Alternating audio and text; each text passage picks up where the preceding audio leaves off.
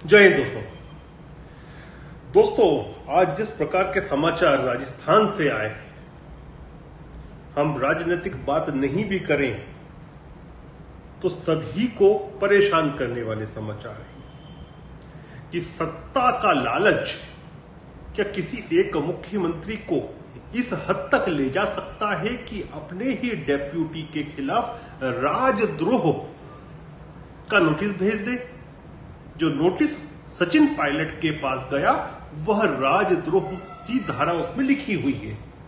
और 1870 में जब यह राजद्रोह का कानून अंग्रेज सरकार ने बनाया था, इसलिए बनाया था कि अंग्रेज सरकार के विरुद्ध कोई लिखता है, कोई बोलता है, कोई किसी प्रकार की पॉलिटिकल एक्टिविटी भी करता है तो उसके खिलाफ राजद्रोह का कानून लगा दिया जाए, जिसमें 3 साल से लेकर आजीवन कारावास की सजा होती है। जब गांधी जी ने यंग इंडिया में अंग्रेज सरकार के विरुद्ध लिखा तो उनके विरुद्ध भी ये कानून लगा, लेकिन उसके 150 साल के बाद क्या हम ये सोच भी सकते हैं कभी कि एक मुख्यमंत्री अपने ही डेप्यूटी मुख्यमंत्री के खिलाफ जो नोटिस भेजेगा उसमें राजद्रोह की धारा का जिक्र होगा? लेकिन आज वह हुआ और इतिहास के काले पन्नों में यह दर्ज होगा कि सत्ता पिपासु किस हद तक गिर सकते हैं, सत्ता का लालच किस हद तक जा सकता है और मिसयूज ऑफ पावर किसे कहते हैं।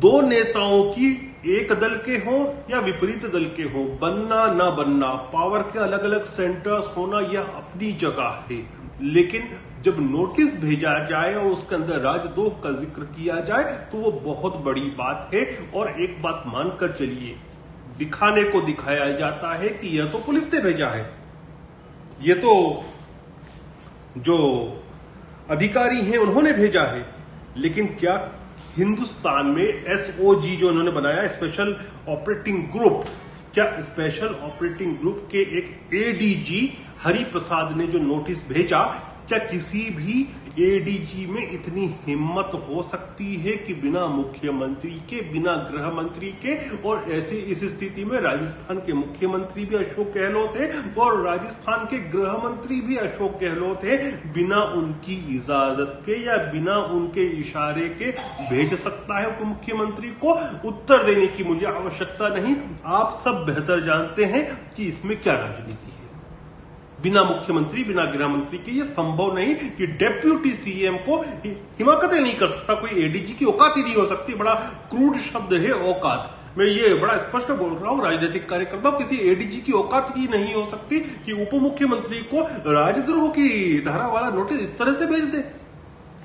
तो ये मुख्यमंत्री ने भिजवाया और फिर उसमें आप राजनीति देखिए किस प्रकार से की कि उन्होंने उप मुख्यमंत्री सचिन पायलट को भी भेजा, उन्होंने कुछ निर्दलीय विधायकों को भी भेजा और खुद के नाम पर भी भिजवा दिया, मुख्यमंत्री के नाम पर भी भिजवा दिया कि आपसे भी पूछताछ होगी।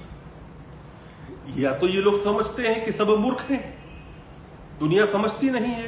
कांग्रेस के अंदर जो कुछ भी हो रहा हो वो उनका आंतरिक विषय है, लीव इट टू देम।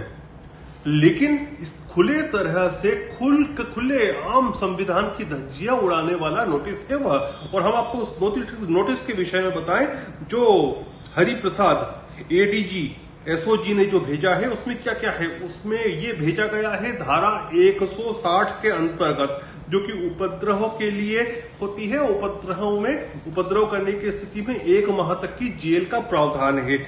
और इसमें जो धाराओं का वर्णन है, धारा 160 के अंदर जो भेजा है, जिसमें धारा का लेटर में वर्णन है धारा 124A, जो कि सेडेशन का चार्ज है, जिसके अंदर 3 वर्ष से लेकर उम्र कैद तक का प्रावधान होता है। दूसरा 120B, और इसमें लिखा है कि इस संबंध में जो जांच हो रही है उसके लिए सचिन पायलट का बयान लेना है, इसलिए तारीख हुआ स्थान बताएं सचिन पायलट एडीजी को कि कब उनका बयान लिया जा सकता है और कौन सी तारीख को लिया जा सकता है। अब आप ये समझिए कि चीफ मिनिस्टर ये क्यों कर रहे हैं। इसलिए कर रहे हैं क्योंकि राजस्थान में के मुख्यमंत्री को अपनी ही पार्टी के जो प्रदेश अध्यक्ष तथा अपने डेप्यूटी सीएम है सचिन पायलट, वह फूटी आंख भी नहीं सूंघते। दो पावर के सेंटर हैं। कांग्रेस जो कि धराशाही हो चुकी थी राजस्थान में, यदि सच में उसको जिले जिले तक, गांव गांव तक किसी ने मेहनत की थी तो उस युवा ने ही की थी, सचिन पायलट ने। लेकिन जब सत्ता की मलाई वाला विषय, क्योंकि कांग्रेस में मलाई ही बढ़ती है, इसलिए मैं सत्ता का दायित्व नहीं बोलूंगा, जब मलाई खाने का विषय आया तो मलाई अकेले ही जो बुजुर्ग नेता थे वे चाट गए। आप देखिए कांग्रेस की जो स्थिति, कांग्रेस के लिए बड़ा आसान है यह कह देना कि भारतीय जनता पार्टी ये करवा रही है, लेकिन आप यह तो देखिए कि कांग्रेस अपने गिरेबान में झांक कर देखिए कि आप अपने नेताओं के साथ किस प्रकार का ट्रीटमेंट करते हैं। आप अपने नेताओं को राजद्रोह की धारा वाले नोटिस भेजते हैं। आप मध्य प्रदेश की ही बात करें, मध्य प्रदेश में यदि कोई चुनाव का चेहरा था वास्तव में 2018 में, तो वे कमलनाथ नहीं थे, वे दिग्विजय सिंह नहीं थे, वे ज्योतिरादित्य सिंधिया थे। ज्योतिरादित्य सिंधिया की क्या स्थिति करती थी, किस प्रकार से उनको इग्नोर किया जा रहा था, किस प्रकार से उनको बेइज्जत किया जा रहा था। अंततोगत्वा यह हुआ कि वो पार्टी को लात मार के चले गए और बीजेपी में आ गए और कमलनाथ सड़क पर आ गए। यही हुआ ना वहां पर कांग्रेस का मध्य प्रदेश में। अब आप राजस्थान की स्थिति देखें तो राजस्थान में जिस व्यक्ति ने परिश्रम के बल पर सरकार बनवाई, आज उसी को सरकार के खिलाफ, राज्य के खिलाफ साजिश करने का नोटिस भेजा जाता है। क्योंकि जो बुजुर्ग नेता हैं, जो 64 है कांग्रेस की, उसकी में जो कांग्रेस की कोटरी है, उसमें कुछ लोग जो आते हैं, चाहे वह गुलाम नबी आजाद हो, चाहे वह अशोक गहलोत हो, चाहे फिर दिग्विजय सिंह हो, ये सभी जो है कांग्रेस की जो कोटरी है उसके अंग हैं और उन्हीं के हिसाब से निर्णय होता है। अब जो भी होगा राजस्थान में हमारे समक्ष आएगा, लेकिन ये मान के रखिए कि बतौर संगठन कांग्रेस का जो भी निर्णय आएगा वह कोटरी के फेवर में आएगा, जिसमें युवाओं की आवश्यकता नहीं है।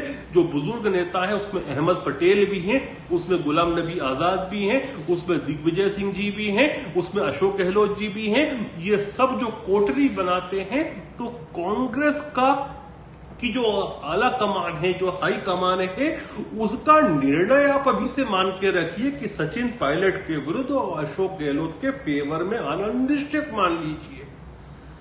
और यहां तक आप देखिए कि 3 प्रांतों में कांग्रेस आई थी। मध्य प्रदेश में कांग्रेस जा चुकी है। ज्योतिरादित्य सिंधिया जी ने लात मार के निकाल दिया कांग्रेस को, क्योंकि उन्होंने कांग्रेस की अंदर की स्थिति को समझ लिया था कि ये पार्टी रहने लायक नहीं। राजस्थान में जो होगा हमको दिख जाएगा। यहां तक मैं छत्तीसगढ़ की बात करता हूं। छत्तीसगढ़ में जिस भारी भरकम बहुमत से कांग्रेस की सरकार आई, वहां पर भी पावर के 3 सेंटर हैं।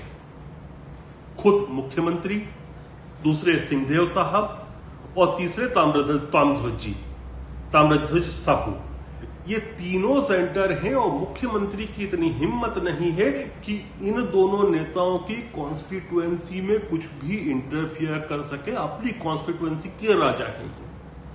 किस दिन सत्ता पलट जाए नहीं कह सकते। जिस दिन बिल्कुल मुख्यमंत्री की इन दोनों से नहीं बनती हो, ये दोनों एक हो गए, तो अपने विधायकों को लेकर बाहर निकल सकते हैं।